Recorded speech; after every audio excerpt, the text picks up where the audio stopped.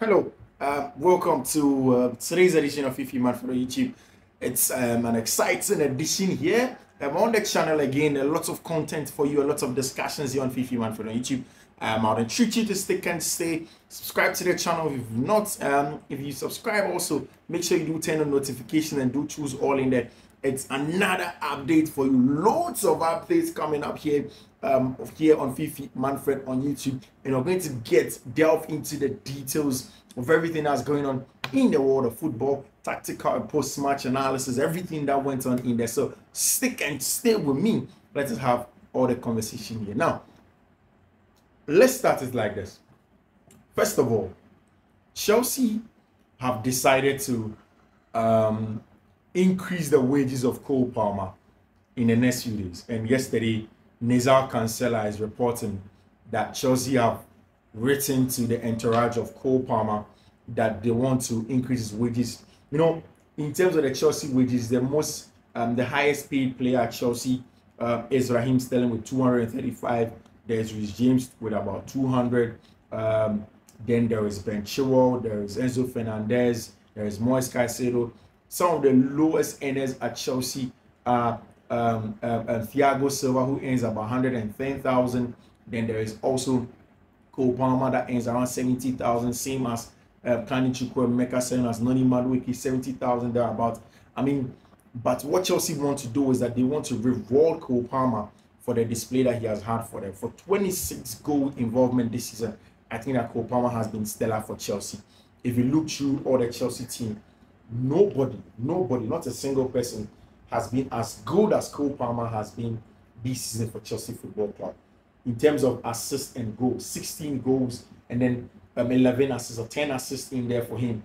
He has been good. And again, it's about he getting time to prove his quality. In terms of the talent, a lot of people who had watched him at Manchester City knew how much of a quality player that he was.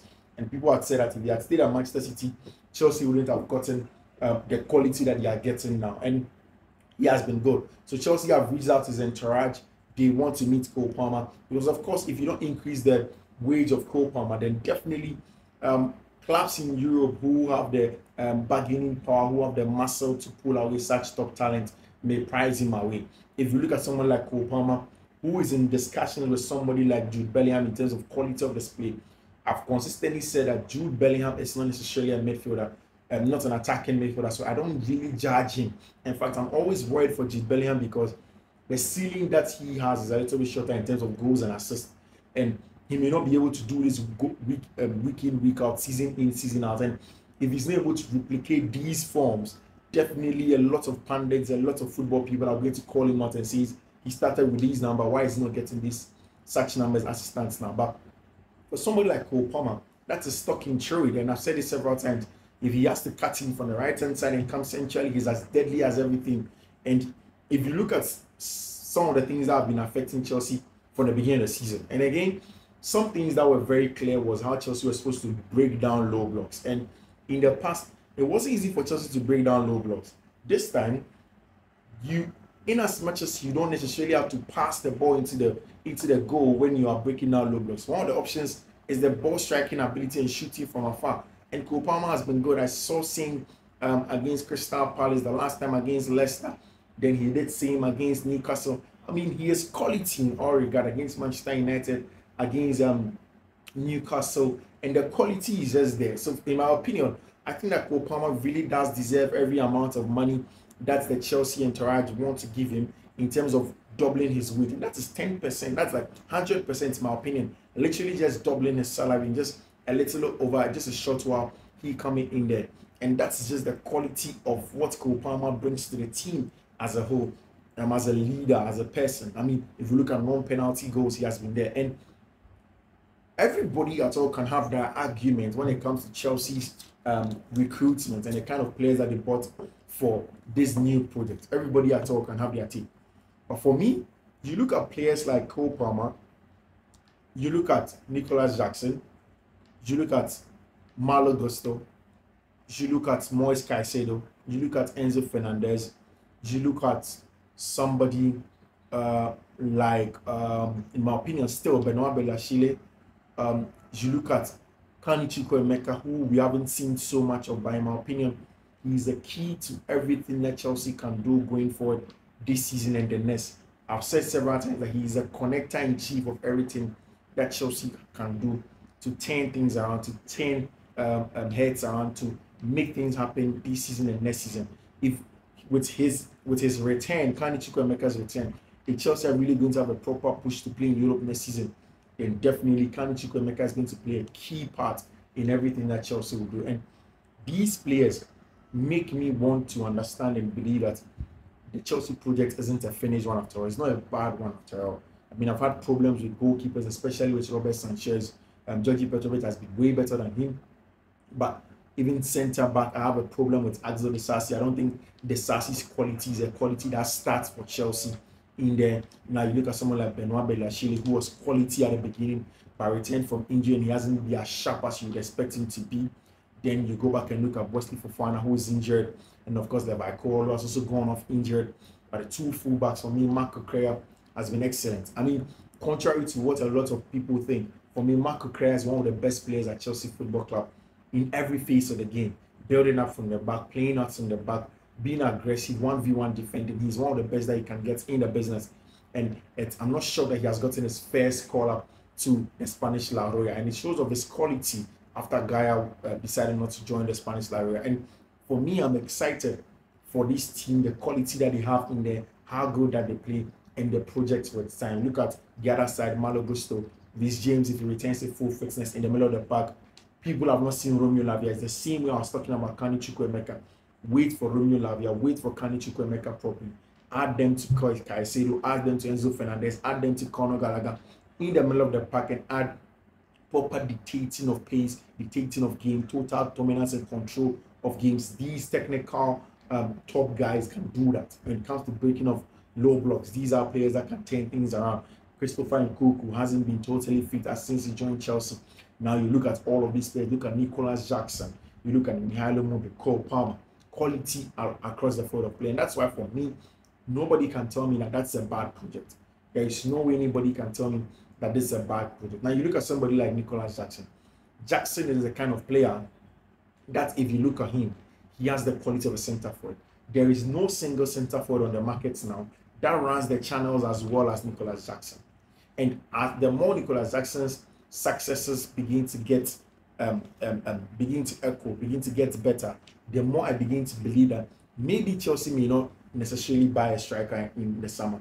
Maybe Chelsea will just stay with Nicholas Jackson, add David Datro Fofana, and then of course Armando Broja, and then see how they can go for the rest of the season, because Jackson's quality is top notch. It is one thing for somebody to be a willing runner. It's one thing for somebody to run the channels, but it's the volumes with which Nicholas Jackson does it, the loads with which he does, consistently running those channels, consistently trying to get in behind, consistently trying to press, consistently trying to bring the ball back, constantly trying to play forward, being aggressive, being second balls, being the holdout player, excellent in every regard, in every phase of the game, from the attacking phase. And that is the quality you get from somebody like Nicholas Jackson in there in your front line as a center forward, and in there, especially for his age, for just about 37 euros that Chelsea bought him for.